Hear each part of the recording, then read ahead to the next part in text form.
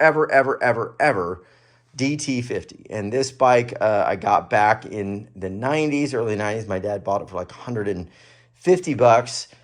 And I had this at the farm, sitting in the barn, pretty much just becoming just a complete piece of junk. And I think, about a year and a half ago, decided it was time to do something and pull it out of the barn. I checked the bottom end and made sure that the bottom end was tight. And, that was like the decision. I was like, well, look, I got to take care of this thing and fix it.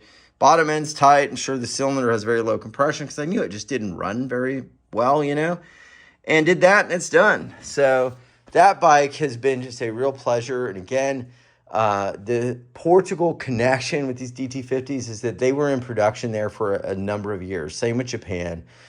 So whereas we only had them here from, I think, 88, 89, and 90, over in Europe and different places like that, they were around since the early 80s, and they continued until I think the early 2000s. So there's a lot of colors, there's a lot of parts.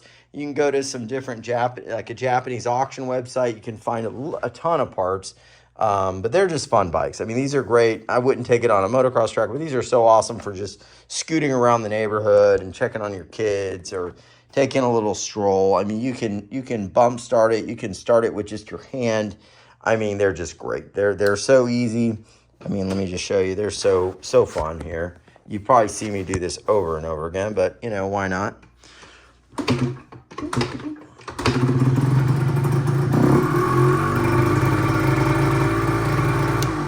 So I was draining the float bowl, so she might run a little quick there. But yeah, they're great bikes. And I mean, compare starting that to something like this. With these big bikes, I mean, you pretty much have to psych yourself up. One mistake, one missed kick, you shear an ankle, or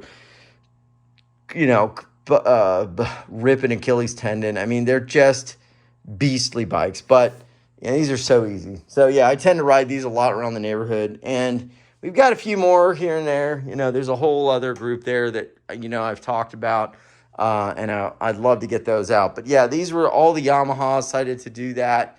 And unfortunately, the Tri-Z is kind of sitting under a bunch of stuff, but that is one of my absolute favorite bikes right there. And that video has something like 27,000 views. But what's really cool is not that a bunch of people saw it, that the original owner that sold that bike to me actually saw the video, kind of recognized me, and said, I think that's the guy. And funny